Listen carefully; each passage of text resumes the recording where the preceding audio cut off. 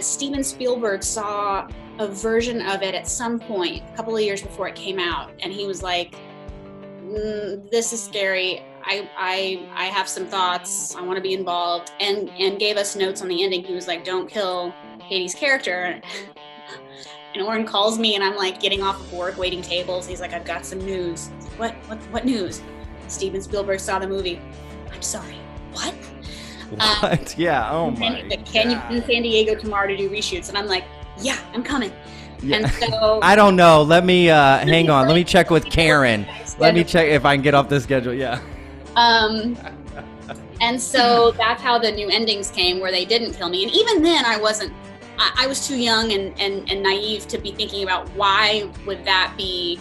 I mean, I think creatively it's more scary if the bad guy is like out in the world somewhere, on a subconscious level. So there's that. Welcome to the Lone Star Play Podcast. I'm your host, Patrick Scott Armstrong. Join me and a famous guest every Monday, Wednesday, and Friday. We discuss their career, life, food, Texas, and everything in between. Let's get started.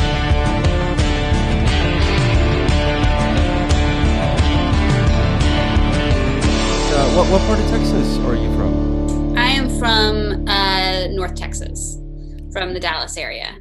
My parents are divorced, but they lived in different areas outside of Dallas, and then I went to SMU, which was in Dallas. So yeah. Okay, yeah, that's where I grew up too. Oh, cool. Yeah. I went to high school at. I went to two high schools. I went to Grapevine High School and Colleyville Heritage High School. Okay, I went to James Bowie High School. We probably played each other in sports or something. Absolutely. That absolutely happened, I'm sure.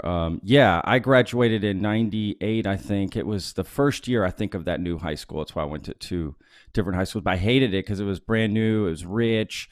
Kids in Mercedes. I was like, this is not work. I had a, 89 Ford Ranger, no front bumper. It's like, I don't fit in here. This is not. That's kind of how I felt at SMU. I know SMU for sure. I went for the theater, and then I showed up and I was like, oh, these kids all have a lot of money. Not the theater, but everyone else, all of us theater kids in like sweatpants and pajama pants and like backpacks. And then the other girls would be like in stiletto heels and their Mercedes walking to class all done up. And I'm like, I've never been that fancy ever in my life. And this is just a Thursday for you. So it did take some adjustment.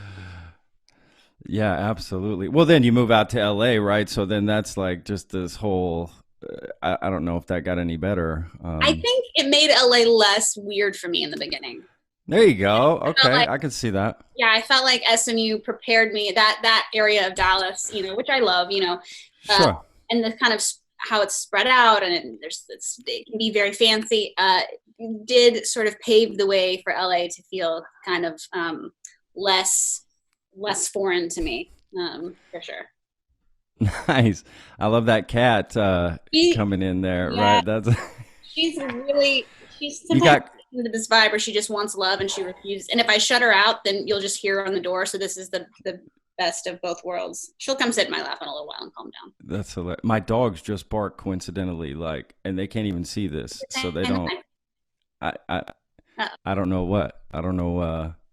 I don't know if they just instinctively knew there was a cat around. Well, again, thank you so much for taking the time today to talk to us. I'm really excited to talk to you. I actually I know you probably hear this a million times, but I just watched Paranormal Activity just right now for the podcast. I hadn't seen it actually since it came out, so it had been a long time. Yeah. And wow, it is sort of timeless. It's still scary. I don't like horror movies, to be honest with you. So I get like actually scared of what's going on. And yeah, it's what a movie, right? Life-changing. Oh, for sure. Life-changing. I was in fact just talking to a friend of mine.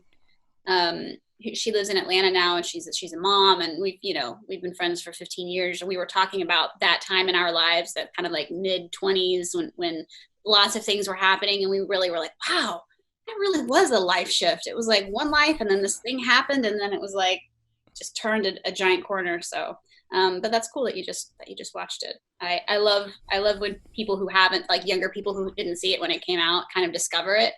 That's always really fun too. So it seems to, Oh yeah. Well, it's a timeless, right? It still applies. That same yeah. that same story still applies. Yeah. And of course, I'm sorry. Go ahead, No, Katie. What just were you gonna say? everybody still has to go home at night and sleep in a bed. So the premise of being scared is, it's like not, we haven't evolved past that. So I think Sure. it can still resonate with people, which is fun. It's really fun.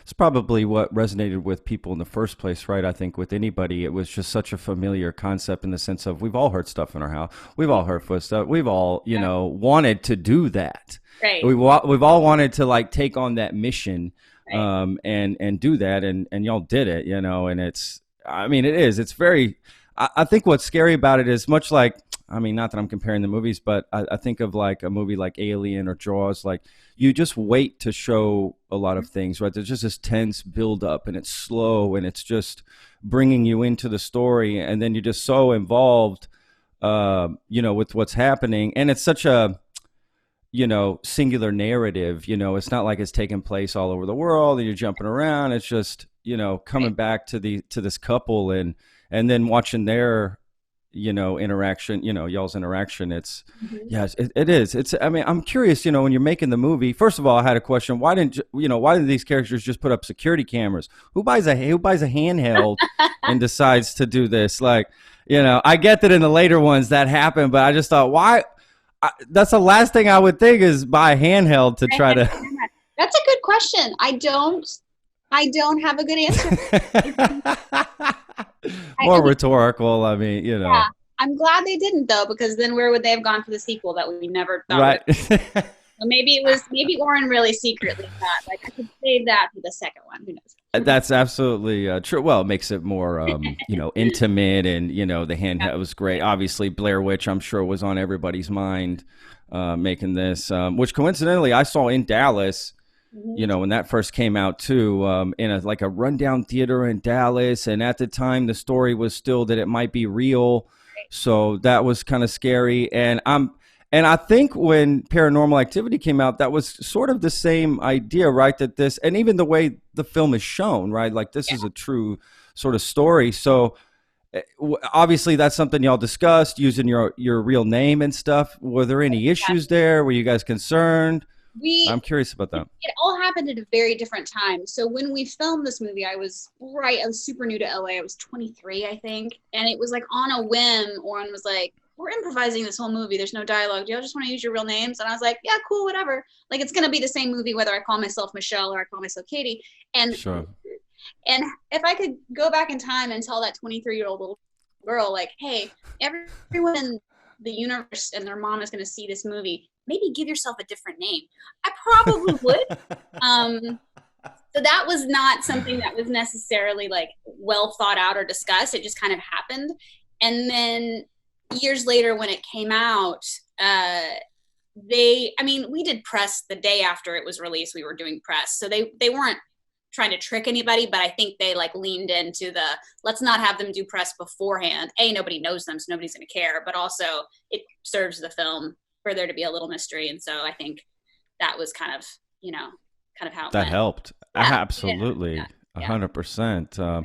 And y'all showed it at, I'm assuming, film festivals right before anything. So for really generally the first people to see this who have no backstory, have no idea of anything. Yeah. I mean, they must have just been, that's so crazy. That's so crazy. It was, I remember the first time seeing it, I think it was at Scream Fest, which is a film festival out here in LA. Seeing it with an audience for the first time, because we'd seen it so countless number of times over the years, and it wasn't scary to us anymore, and we were too close to it. And I remember watching it and sitting in the back of the theater with an audience, and the things people laughed at, the things people got really upset about and scared about, you could feel the tension in the room. And I remember thinking, oh my gosh, this is kind of amazing. We did this. Like, oh wow, people are really into this movie. And we had, even at that point, had no idea what it would become, but it was very special, very special. Oh, of course. I can't imagine anybody's going to think you're going to have that sort of reception. But again, it's just something that, it just really, I think anybody that watched it, I don't know who didn't. You know, again, it was just a scenario you could find yourself in, and that to me is what made it so scary. It was based in this realism of, you know, that could, and gosh, honestly, just the way it's done feels so real as well. You know, that helps as well. The journey to get y'all to that point, you know. I mean, it kind of starts at the very beginning, open the door, right? And he's got the camera, and he's already saying things have already happened. So, you know, there's a little bit of history, but really that's the journey. And yeah, I just loved, I mean, and then there's this whole backstory with your character, which definitely helps, you know, moving forward with the rest of the movies. Was that something y'all thought about? Because you did say like the dialogue, you know, hey, we're going to improvise this, we're going to go. Were there certain plot points you thought out, or there were scenes in the movie that Oren, our director, had planned for, you know, the attic, the footprints, the Ouija board, those kind of the dragging out of the bed. So those were like tent poles that we were working towards. But as for the character background stuff, it's either stuff that we came up with in our preparation, Mika and I, or Oren and I, or whomever, or stuff that just happened in the moment and it made it into the cut, and therefore it was canon. There was stuff that wow. in my head that was real that didn't make the cut and is now no longer real because the story has taken on its own form, that there's writers and things. So it was kind of like whatever we came up with in the moment that ended up making it into the cut became the story, which is, I mean, I came from the world of theater at SMU and in high school, and that's what I grew up with. And it's theater is so collaborative. And I remember saying and thinking to myself on set for this, I'll never have as much fun as I'm having right now until I'm making my own work, because it was so collaborative and I wasn't just an actor hitting my mark. I was really able to contribute. And I don't think I truly knew how lucky I was, but I did have some idea of it. And that was a really fun part of that process for me, for sure. That's awesome. Yeah, that was actually another question I was going to have as far as your character and developing it. And, you know, that's great. I think, you know, sometimes when you say, okay, there's an open book to this, that seems exciting, but at the same time daunting, right? At the same time, because, well, you have so many options. This can go so many different places. Mm-hmm. And were you all just sort of like, you know what, let's just film a bunch and then we'll deal with it later in editing, you know? Well, we didn't have an ending when we started at the beginning of the week. We didn't have an ending. Really? Oh, wow. And I remember awesome. We were on a lunch break at California Pizza Kitchen. And the three of us were shout out California Pizza Kitchen. Last time I've been to a California Pizza Kitchen. But we were sitting there and, you know, like hashing out how do we wrap this movie up? How do we end it? You know, where does this story logically go? And the ending we came up with is not the ending that ended up in theaters.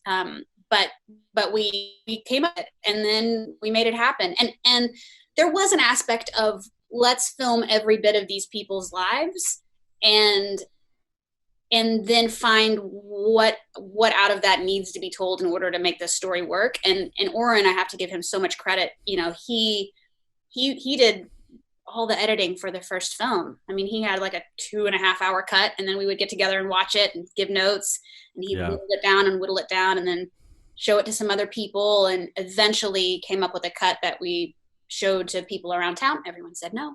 And then we made a new cut, and then, you know, and then thing after thing after thing happened, and, you know, it evolved into what, you know, people see now. So it was definitely a process with lots of moving parts and lots of creative people who listen to their intuition and instinct. And, you know, I think we're making it from a real place of like joy and excitement, which is, it's important, you know, the intent to which you do something. So. Sure. Absolutely. Well, of course that's, you know, the people that are making it, that's their journey, right? The people that are watching it, we don't get that journey. Right. We get the fruit of that labor. So I think that's great. It should be reciprocal, that both parties, you know, get something out of it, because that makes you more excited to do more product and whatever, you know, as a fan, you're a fan too. You watch things and you listen or whatever, right, to music and stuff. You can tell when someone's engaged or right like into this, whatever they're doing. I mean, it turns you off or it turns you on, or to some people it doesn't matter. I don't know. But for me, that matters. And I think for most people it does, and it clearly shows in the films and the series and everything. What I loved too, I didn't get a chance to watch the second one. You know, I've seen it, but it's been a long time. But what I do remember loving about it was that it's like a prequel, right? Like we're gonna go back and find this story. I thought that was genius idea to do that. Was that thought of too? Did y'all even think?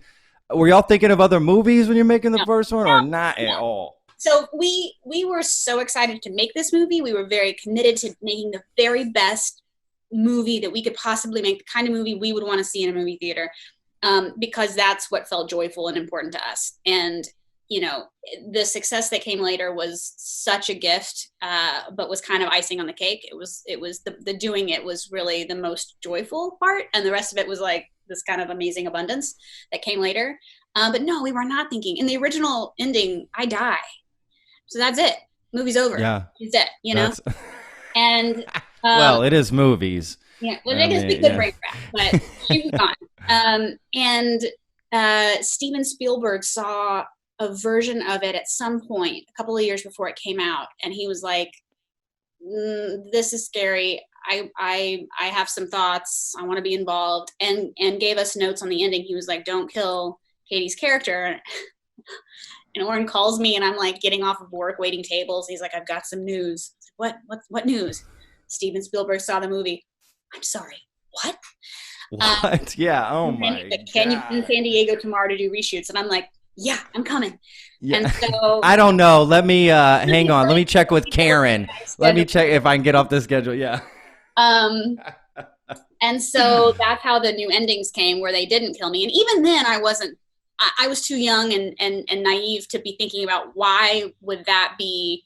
I mean, I think creatively it's more scary if the bad guy is like out in the world somewhere, you know, on a subconscious level. So there's that. But business Katie wasn't really in full force at 24 years old. And so it didn't even occur to any of us that could be why. And then as soon as the movie opened and was a success, I think like the next day there were rumors, and I went, oh, wow. That's why. Interesting. That's so awesome. It all happened, you know, it was such a crazy time. I can't imagine. I mean, I can't imagine. That's everybody's, you know, dream, right? This is why you got into this, to make a difference, make a film that has impacted people and created, I mean, it's literally created this whole new way of making movies, you know, and this whole new horror genre, this whole new, you know, franchise and spin-offs and all this stuff. And, you know, I was also curious at the same time that, you know, I'm a chef, and I'm normally in the restaurant industry. And typically, like, sometimes a chef can get stuck into a certain, you know, cooking, whatever, right? Like a cuisine, if you will, and can't really get out of it. So, you know, being time capped, right? You're serving the same meal, like you just, you know, so I'm curious if you felt like, yeah, like after the success, you want the success, but at the same time, is too much of it. Oh crap, this is everything. You know, everybody comes to me on the street, talks to me about this. Was it overwhelming? Is it a journey? I'm sure it's a lot. It's for sure a journey. I mean, I there's a lot of kind of layers to it. I never became an actor. I think any actor who says they don't like attention is probably lying a little bit, but I certainly do, you know, but I don't, yeah. My goal was never to be famous or to something outside of myself. It was like, I love creating, I love acting. And so that was the focus. And when this happened, you know, it was crazy. It was like all of a sudden there were lots of meetings and lots of people and lots of press. I'd never done press before. And you know, it was a very, very intense. And I think luckily I never, you know, it never got to the place where anybody really, like, I could go into the grocery store and somebody would stop me, but it was never paparazzi or something like that. It was just people, and people I like, you know. So that was certainly an intense thing to go through so young. And I think for me, having not had a career sort of build up, I was brand new. I was in LA for a couple of years.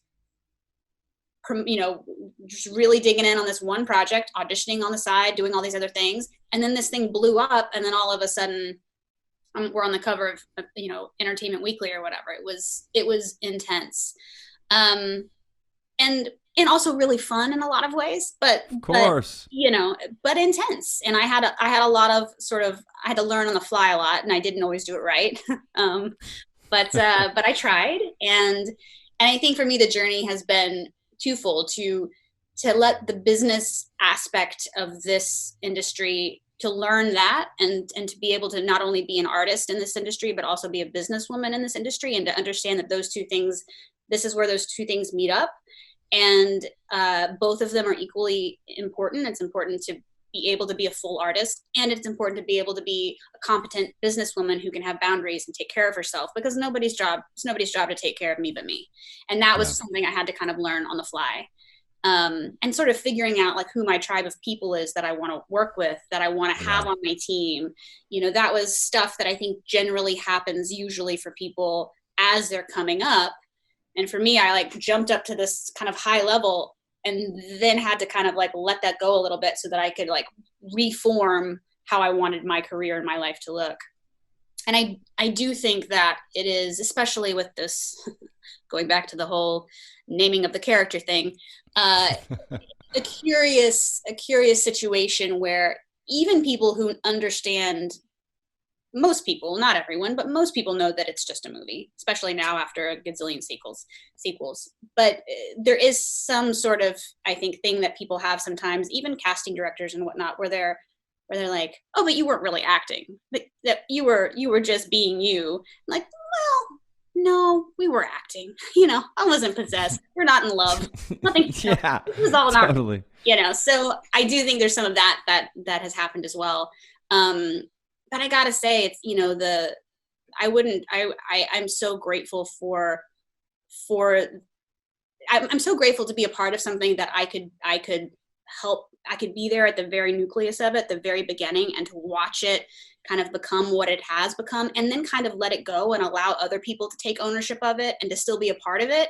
And just to kind of see what that did, as you were saying, in the sort of world of horror films. When Paranormal Activity, when the first one came out, I think there was a lot of, like Saw was big. There was a lot of like kind of torture porn stuff happening, and there's a place for all of it. But I do think that Paranormal Activity was kind of a rebirth of that Alfred Hitchcock sort of quiet vibe that, and the found footage and whatnot, that sort of gave kind of a new breath to things, which is cool. I never knew that would be in my path, but I'm super grateful that I got to be, a part of that for sure. Were you into horror stuff before? Do what? Were you into horror, like films or that culture before this? I would have, if you'd asked me that before Paranormal, I would have been like, yeah, I like horror films. Yeah. But now that I know what real horror fans, the level of dedication and commitment and like passion they feel, I'm not in that vein. I mean, I enjoy horror films. Candyman's my favorite. I made, my best friend and I, when we were in junior high, made a trilogy of horror films on my dad's farm. And we quickly realized that they were never going to be scary, so we went for funny. And they're funny because they're so bad. So I certainly do enjoy them, and always wanted to find that scary movie that would really like stick with me.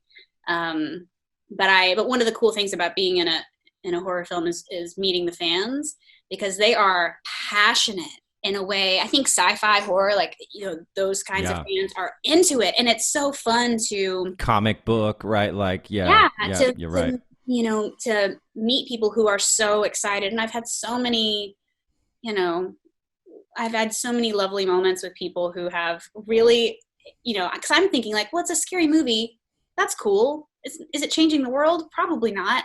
But these people watch, this guy, Jordan, who I met at a convention, he watched it every year with his mom, and she would get so scared that she would make him sleep on the floor next to the bed. And it was like this tradition that he had with his mom. And so he was like, I'm so thankful to you because this is a thing I shared with my mom. And I'm like, oh, wow, that is actually really nice.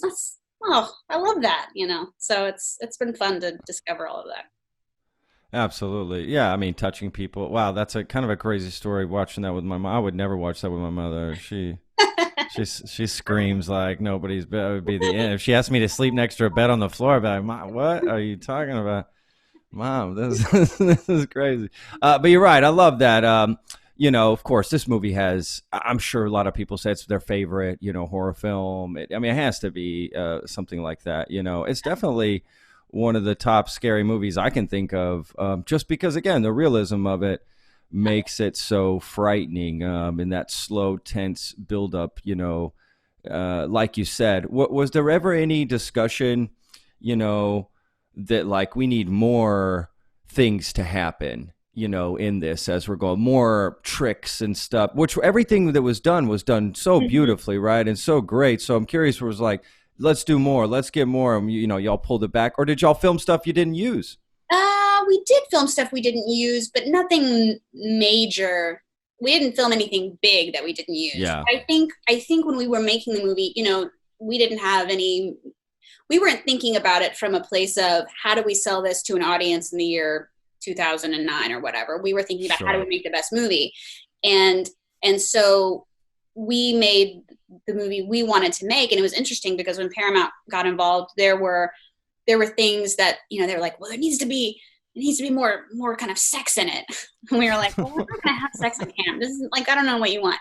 And so Oren was like, he's like, come for a reshoot. We'll hint to that and we'll cut away and see if they like that. And so we added it, and it's a flirty, quick scene, but it satisfied them for what they needed. And and so there were things like that, and they shifted the ending. And so I do think that it's the movie, and there was a time when they wanted to, I don't know if anybody, I feel like this is out there somewhere, but there was a time when the studio wanted to buy the movie and recast it and put some movie stars in it, right? And the Jason Blum, who was a producer who had been with us since almost the beginning, who's now like Blumhouse is like, yeah, he's an massive icon. Yep. But they all made the agreement that like, fine, if that's what we're going to do, that's what we're going to do. But you got to watch it with an audience first. And then they watched it with an audience, and people were leaving in the screening. But it turns out they were leaving because they were so terrified they couldn't sit through it because it was so effective. And then everybody was like, oh, let's just leave the movie as it is. I think we're good.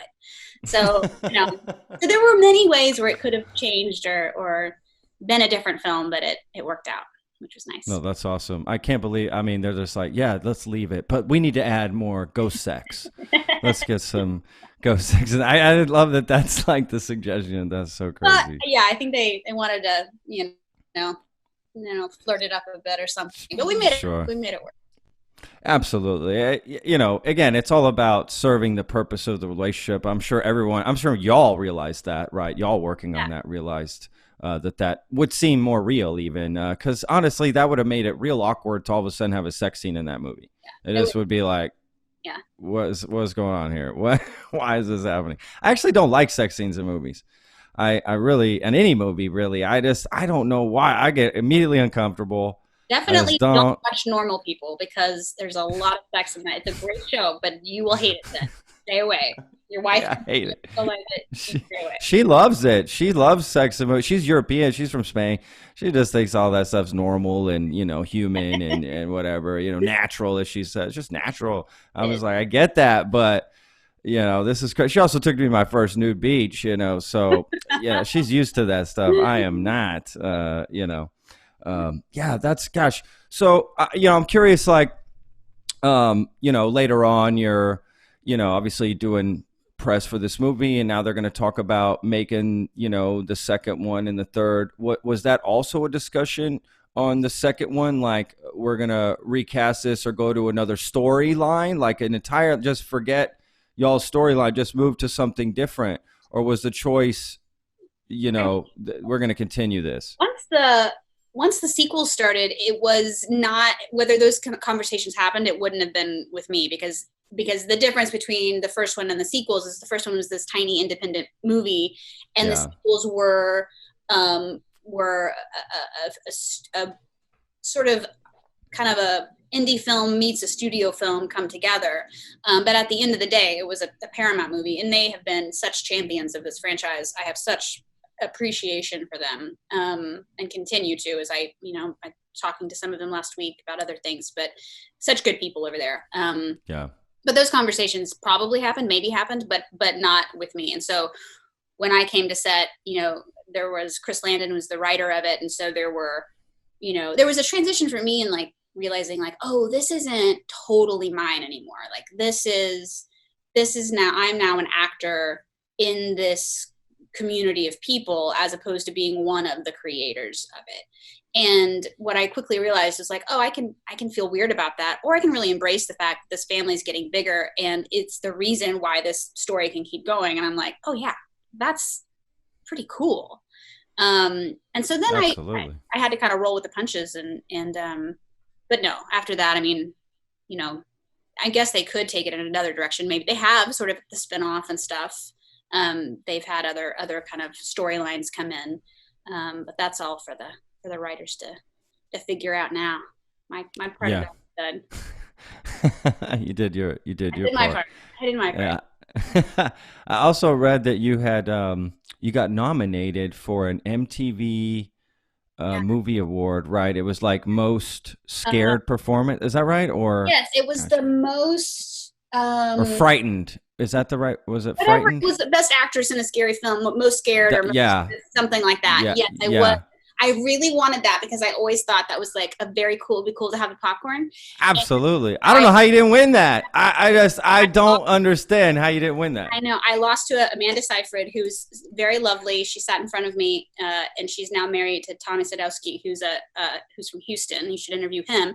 He's amazing. He's on Life in Pieces, and he's on Tommy now. He was on Newsroom. So they're lovely, lovely people. So if I had to lose, I lost to a solid lady. She's super. What movie was hers? I cannot remember. I can't remember anyone else who was in the category, and I only remember Amanda because she was so nice to me and she won, and I can't remember the film. I'm sure she was great in it. She's brilliant. Well, we don't remember the movie because it did take off like Paranormal Activity and create a whole franchise. You know what I mean? It's like it's crazy. They can't all be franchises. They can't all be franchises. No, not at all. And obviously people, you're going to do something that people like and are engaged with. People are going to copy this, right? And people are going to want to do what good copies have you seen? Have you seen a movie that sort of took y'all's, formula and you're like, oh, that's actually pretty cool? Because I know there's probably a lot of great question. Not good ones. Patrick, this is a question you should have sent me on the fly on an email. I could have done some research. You know what? I know that I have seen over years handheld kind of movies that I liked. I can't, truthfully, here's the thing. I can't think of a single one in this moment. And I will also say, if you ask me what I watched last week, I'm going to be like, I watched a show. I remember I was sitting there and I had a glass of wine and there was something on the TV. So I'm never good at this kind of thing anyway. But what I will say is this, any version, any movie that comes out that is in any way influenced by Paranormal Activity, I take as a really big compliment, and I say, Go for it. I mean, if you're going for it to make a few quick bucks, good luck, because you're probably not doing it for the right reasons, and that might not happen. But if you're going, hey, I really am inspired by this, I'm going to take this idea and try to make it my own, whether it works or it doesn't work. And I know that there are some out there who absolutely have worked. I mean, what a great. The thing about these kinds of movies is that, and movie making in general these days, is that it's more accessible than ever. So at any point when you're inspired by something and you take it upon yourself to then create something from that inspiration, I'm like, go for it. If you want to call it supernatural activity and try to make it your own, great, go for it. Maybe think of a new title. Yeah. There could have been spin-offs like extracurricular or not extracurricular, extraterrestrial activity. That's a different movie. there are some really funny memes. Like there was some sort of little sketch that was like Paranormal Activity or something, and it was like basically if your cat's waking you up in the middle of the night, and it was I have a cat, as we've seen earlier. It was so accurate of like somebody pulling the covers off and then like vomiting, cat vomit right by your bed. You like wake up and you're like, no, it's happening. It was so funny. I wish I could remember. I wish I could give them a shout out and remember who did it. But I do like the comments. Whenever people can poke fun at us, I think that's pretty great too. That is the ultimate flattery. Trust me. Anybody doing comedy about something is because they love it and they've watched it, and that's what they're laughing about it. For sure. Absolutely. Well, they had the scary movies, right? That it came out because of Scream. Yes. So, and didn't they do one for Paranormal Activity? I think there is. I think there was. We had a bit in a Simpsons episode, which was cool. Oh, that is very cool. All right. Wow. And there have been, I think we were actually, gosh, it's been so long now, but I think we were actually, I don't want to say this and be wrong, but I feel like we were spoofed on the Oscars for a millisecond. But maybe it wasn't the Oscars. Maybe it was. I've seen this spoofed all over the place, all over. Look, even when I lived in Spain, I've seen stuff about it there. It's so weird. People love it there. I mean, it's just such a universal film. Again, it's just a concept that something goes creak in the night. And it was just using the home video, tone it right and film look to it like that. That is really what made it so scary. I think if it would have been shot, like this, that, or the other, it wouldn't have had the same impact at all. I mean, I don't think at all. I heard that the sound was redone for re-release. It might have been. Did that help? I know that there was sound stuff that happened later. I have vague memories of this. And the sound design in it is pretty great because a lot of the time it's your imagination that's scaring you, and that sound just sort of adds to it. That's kind of, I think, the kind of gift in this film is like you're going to scare yourself in your own head, and you're going to be searching the screen trying to figure out what's coming. Absolutely. So there was sound added in. I'm sure he had a sound design before, but I'm sure they amped it up.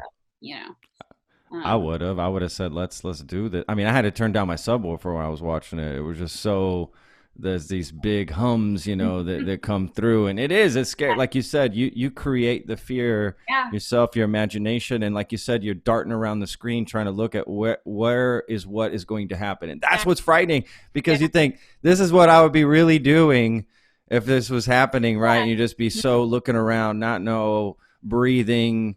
Right.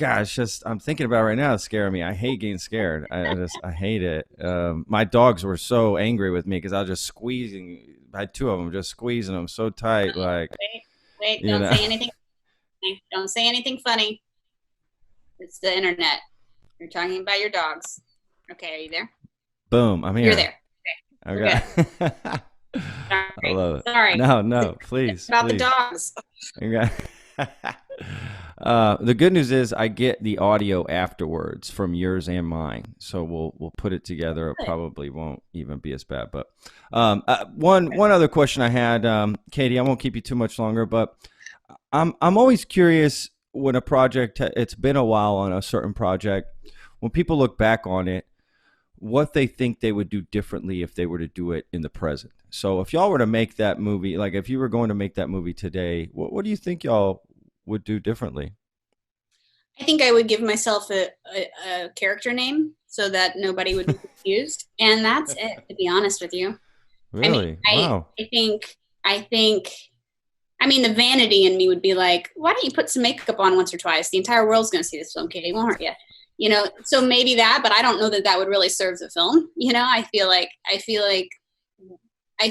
that, period of time when we filmed Paranormal was so beautiful and precious and creative and pure. Like it was so, it was